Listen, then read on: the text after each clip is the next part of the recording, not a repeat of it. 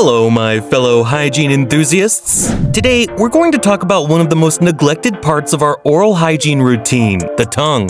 Many of you may be familiar with this little guy, the tongue scraper. It's a handy tool to help remove all the gunk and bacteria that accumulates on our tongue throughout the day. But what if you don't have one? Fear not, my friends. You can still clean your tongue without a tongue scraper. All you need is a trusty toothbrush. First, apply some toothpaste to your toothbrush. You can use any toothpaste you like, but minty ones tend to leave your mouth feeling fresher. Next, instead of just brushing your teeth, move your toothbrush back and forth along your tongue. Be sure to get all the way to the back, where most of the bacteria tends to accumulate.